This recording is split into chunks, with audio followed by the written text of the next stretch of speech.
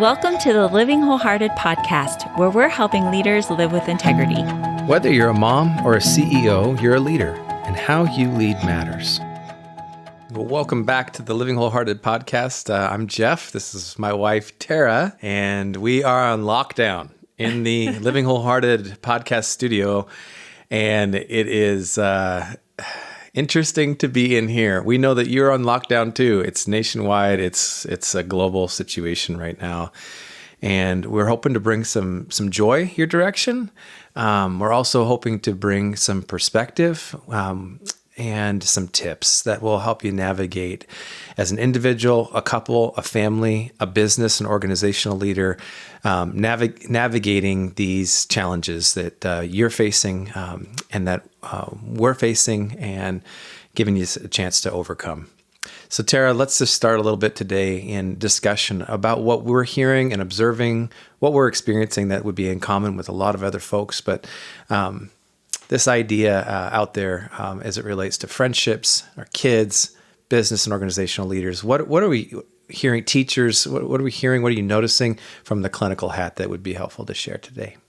Well, before I go clinical, I kind of just want to start personally, actually. Can I start with how this came about for us? I mean, honestly, we were going to be starting a huge conference. Women were gathering, coming in from all over, and we were trying our best to really make sense of the data that was coming out in the news, but things were rolling out so rapidly and literally by hour. This is only a couple weeks ago. It feels like months ago. It does. But only just hour by hour, information was changing, and we had to reschedule the Encourage gathering. And so my initial shock of all of that, kind of the bargaining with God, I know that Encourage gathering was one of a bazillion things that people have had to cancel in the last few weeks, and things to come, from bridal showers to weddings, birthdays to surgeries to all kinds of significant moments.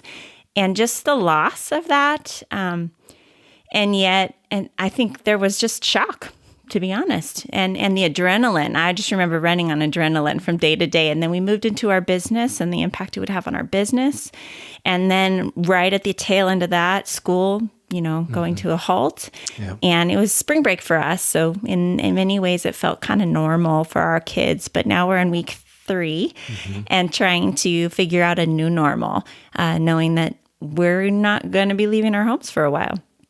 So for me, the emotional roller coaster has been extremely hard.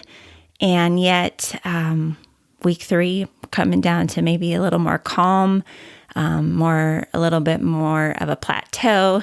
But the waves of grief and shock and sadness and anger, all these things that we process when we are hit with something out of the ordinary. And something that impacts every part of our lives, and every part. Yeah, it's not like it's just one or two parts of our personal or business experience. And everybody's in the same boat. Yeah, and I remember the last time this it feels similar to our 9/11 or mainly 9/11. I think it was the last time I really felt like such a community, a global impact. I know none of us, this is unprecedented times. Yeah, in terms of the scale, scope, yeah, how many areas of life it touches. There's nothing that's been like this before, but that similar feeling of something just happened that was so out of our control, and it happened to, our country. This is happening to every country, and let's talk a little bit about the feeling of ambivalence. I think that sort of sets a tone for how you can have feelings on both sides. Why don't you define that ambivalence a little bit? Yeah, it's a term that we use a lot in abuse recovery. It's that sense of being stuck between two. I can't decide whether this is good or bad. Those feelings of I love you and I hate you. It's just that confusing in between. And it's a lack of commitment one way or the other. So we use it in abuse because oftentimes offenders are people we trust. Mm-hmm. And so it's a common to those who have had a violation from someone that you love, and then out of nowhere, you get offended. So that is the similar feeling of we felt safe. We've been living in comfort, many of us, in a privileged country where we have access to grocery stores, just things that we can leave our home whenever we want, to feel like all of a sudden, boom, a place we have been where we felt trust, and then out of nowhere, we're hit with, now we can't leave our homes. So you can have ambivalence in relationships, and that's what you were describing there. But you're also teetering into this ambivalence of environments, how we can have both positive and negative feelings about an experience that's happening all around us in our world. And there's people out there, I know that I've felt this and others have felt this. We've talked about this in a number of circles where it's like, I've got mixed feelings about this. People are saying I got mixed emotions, right? That's ambivalence. I feel happy for, a lot of people are saying that they are reporting that they have never spent time like this with their kids and they're in the last year or more, and that this is like a game changer for their relationship. That's happy. Happy that people who are married are getting a chance. Those that are reporting that this has been an amazing thing, that they're reading books together and going for walks. Yeah, we've been on a walk on our gravel driveway. It's a quarter mile long, and we're not social distancing with each other, husband and wives. But that was funny to get a text from our pastor's wife who's like, "You two aren't social distancing with each other, are you?" Not at all. Right. But though I do feel a little claustrophobic at times with you here all the time. Yeah, I feel the same. But so those positives and things like around the dinner table and time, making meals together. This forced quarantine, there's some positives, but with that, at the same time, there's this pain and hurt about what's going on in the world around us. Those that are suffering, those that are physically dying, those that have lost loved ones from this thing. Let's talk a little bit more about some of how to hold both of these and how different people are in different places, and empathy. What's the place of empathy in this scenario as we interact online, over the phone, with other people, trying to discern where they are so that we know how we can not just project our stuff on them, but meet them where they're at too. Great question, Jeff, because I think the truth is being able to say both, that it's normal to have both. And we're not going to resolve this for a while. There's still too many unknowns. And in a place of unknown, you've got to be able to live in ambivalence for a little while. I will say that part of the healing of living in the unknown is clinging to what we do know to be true. So trying to really go to, what do we know about God? Even remembering history, being able to recognize, what do we know are the facts here and now? Okay, I've got food in my freezer right now. Things like that really help calm that ambivalence Ground to a us. Manageable level. But when we're talking to one another and having empathy, to be able to hold both, to say, here's where I am at this hour.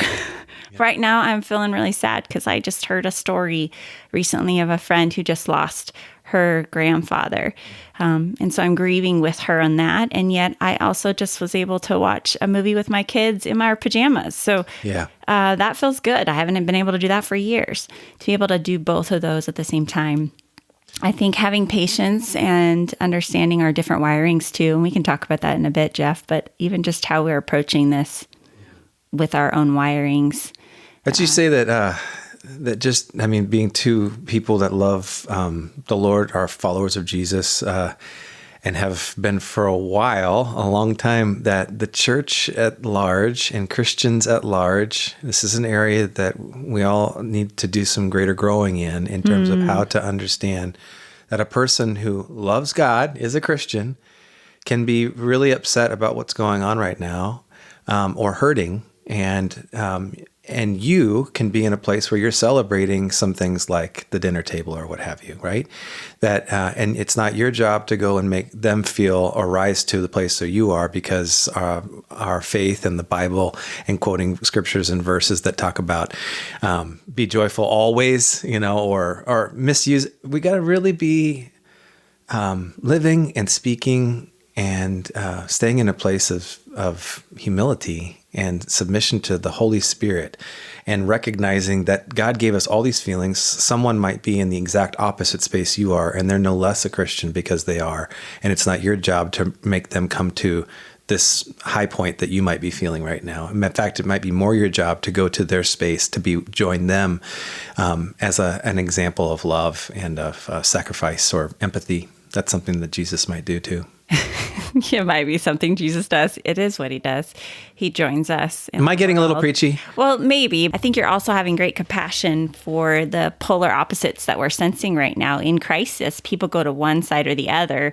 They either go to panic or they cling to the truths that we have from God's word. And yet sometimes that can come across as really trite sayings and missing people's humanity and the fact that this is a really hard time.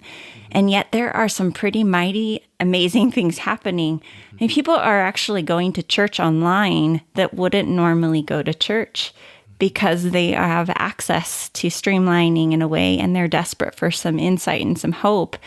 And yet it's lonely. It's lonely for a lot of people, the singles, those that are elderly, that don't have access. There's just a lot of the both and. Yeah, that aren't quarantined with family. I mean, they might be actually alone, literally. Exactly. And so I saw, I mean, when this was driving by a senior center, I saw literally a family outside the window doing the touch to their elderly one that was in that center right in our town. And it just gave me pause. It was early on, actually, in the COVID kind of takeover. And I just thought, wow, it's happening. And but you're right. It's there's these extremes. And we go to extremes. They kind of come in trauma. They come from fight, flight, or freeze, right? So they're connected there. Speak to that a little bit. Well, there's this common response in trauma, and it's we talked about ambivalence, but there's another response that we start categorizing things as either good or bad. It becomes very clear, and there's a line, and it's a protector.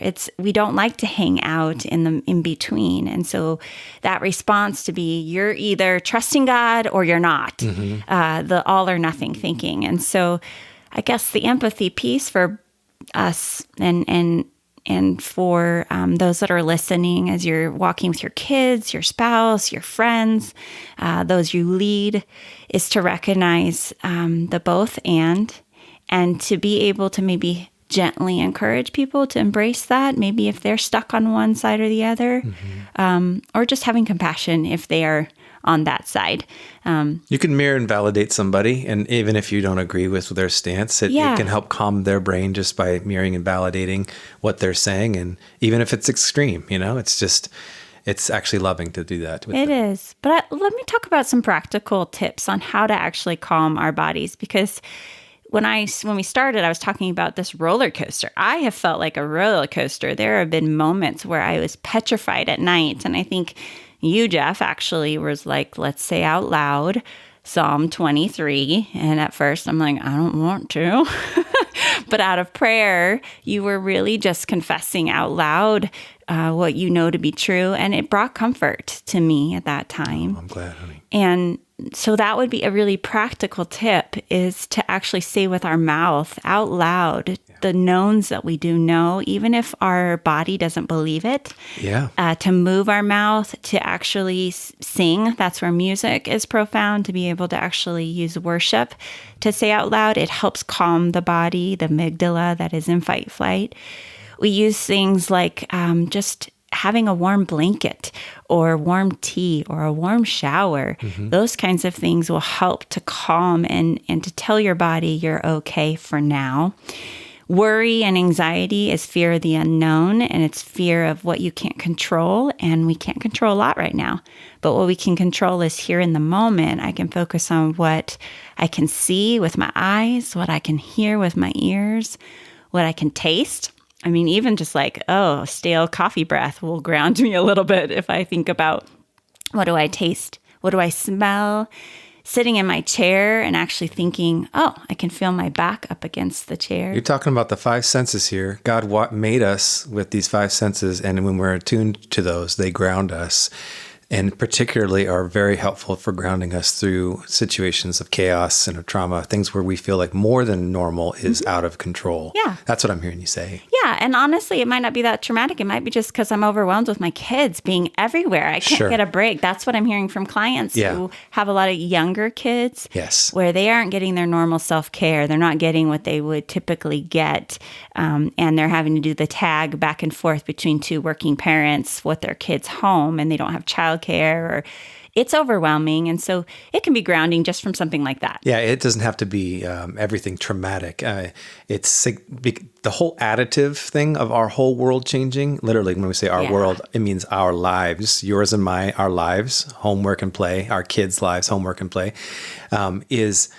there's just so many factors that are changing that it's an additive. That's a different kind of trauma, actually. And so you're right, reminding ourselves of what is true. And, for us, the scriptural stance, the anchor points, and speaking these words reminds, even if you don't believe, I love that you said that because it's so true.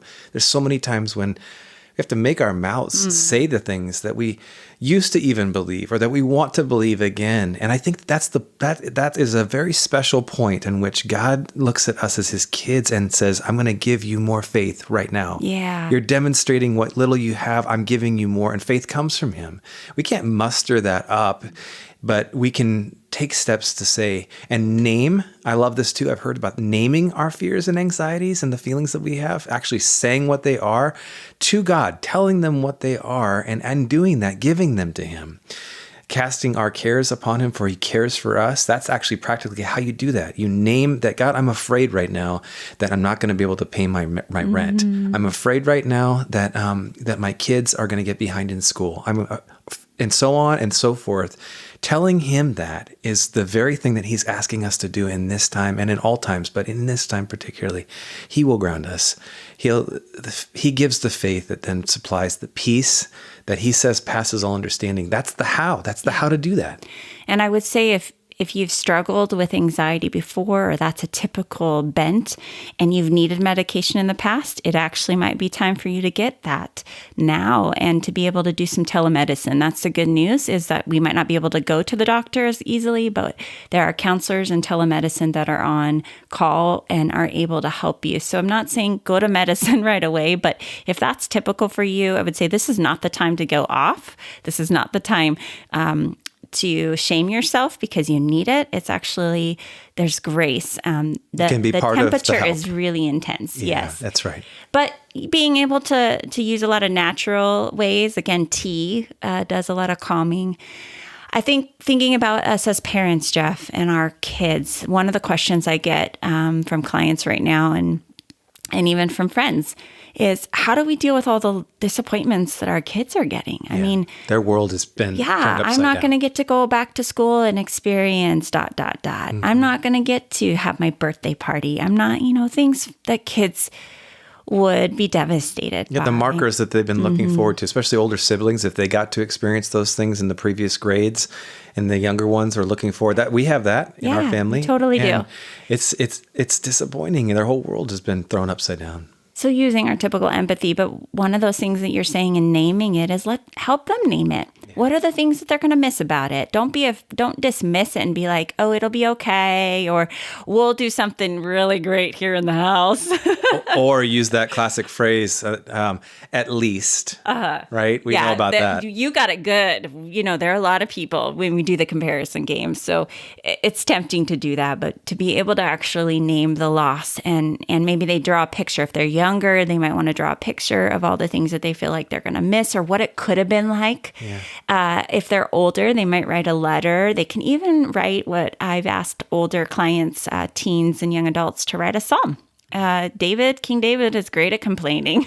He does a great job of confessing the things that he's really frustrated about and disappointed. Mm-hmm. And it ends up leading him to this declaration of who God is and that he will trust his faithfulness and his goodness and his love, despite the fact that his enemies are coming after him. And so writing a psalm or a letter to God, however it makes sense to your kid. And God's got broad shoulders. He can take all of that, He sure right? can. Yeah, he can take that, and he does for the whole world, which is one reason why we worship him. No one else can do what he does. He can handle these emotions. He gave us them, right? And he calls them good. He doesn't shame us in our emotion. He gave us these emotions. It says, in your anger, do not sin. It doesn't say, so he's already recognizing that you have anger. Exactly. And that he's not saying don't have anger. Yeah. It's what you do with that, right? So I love that you're saying that for all the ages, there's a different application or a different way that they can communicate this, but that's loving. That's empathy as parents, that we can join in our kids' experiences. We don't just say, suck it up. Well, every generation's had what they had and you should have this happened to me in my day. No, I mean, we can turn towards, and that can accelerate the closeness that God wants us to experience as families, as couples, as with friendships and in relationships right now, right? Yeah. And I think in our next episode, we'll talk more about practical ways to be able to walk alongside our kids and maybe actually utilize this time for building into our relationship, into our marriage, and with our kids. So not to add silver lining or to add this big bow, but to be able to say, here's maybe some things you can do. So stick with us for our next episode. But let's wrap this one up. Jeff, what's one principle that you just are really feeling like you want our listeners to remember at the end of the day, when they're laying their head on their pillow and knowing that everything is a bit out of our control? What do you want them to remember? We've been thinking about trust so much in the last couple of years even, and just God as a good father. And if you didn't have a good father, he is wanting our trust, just like those of us that are parents. And if you're not a parent, you can still conceptualize this. A good parent, a good father, a good mother wants their kids to trust them. And God is no different. It's just times a million, billion, unchangeable. He's looking for us to trust him. And that is so practical, actually, because we actually have to now, as it relates to many of us in our livelihoods, month to month, and everything that entails. And I just... as we confess and share our concerns and our fears with him, we are demonstrating our trust in him. We are asking him to help us to trust him more.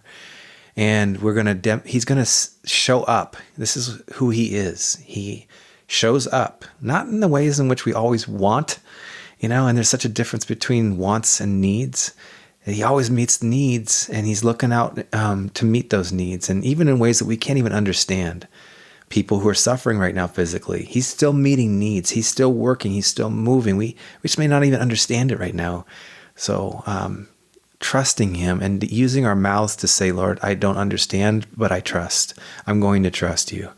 And I'm depending on you to honor your word and be who you say you are. That's good. I think for me, maybe it's coming from being a mom. Maybe it's just me. But it's the end of the day, I have to just lower my standards, lower my expectations, and expand my timelines. The mantra that our friend Kathy Morrissey really shared with me the moment I became a parent. That was what her dad had shared with her. Yeah, and that just keeps coming to mind because even as I listen to the homeschooling expectations or the normal work demands that we have on our life, or even all of these wonderful ideas that are coming out about using this time for our families, it just can get overwhelming in a different way, different expectations. And again, just recognizing that we don't know what's coming tomorrow, but today I can trust God, as you're saying, with what he gave me today. And so I heard someone talk about quarantine blessings. And so as I'm lowering my expectations and expanding my timelines, I really, at the end of the day, I'm trying to think, okay, today, what were my quarantine blessings? And what was one or two things that I noticed that was good, that was really good? So I want to just say one last thing. I did this a couple days ago working on, we mentioned music, and I for my whole life, needed music, and particularly songs that were tied to my faith to remind me of what was true, even when I was struggling to believe it. A couple days ago, I spent some time right here in the studio recording 10 songs that artists wrote lyrics and melodies to, and you can find their original work everywhere. I just, in the heartbeat of wanting to provide a booster to faith, hope, and love, made these recordings, sang these things, and they're nothing fancy. It's just me, my guitar, and laptop. But I made them available and put them on one of our sites. It's a Patreon site through Courageous Girls. We'll put it in the bio. Yeah, it'll be in the bio. But if you go to mycourageousgirls.com, click on the support button. You don't have to support anything here, but it will take you to these songs that are free and downloadable. There's 10 of them, and I hope that they can encourage and bless you, increase your faith, hope, and love. Thank you for joining us in being a leader committed to shrinking the integrity gap between the values we espouse and the values we actually live out in practice.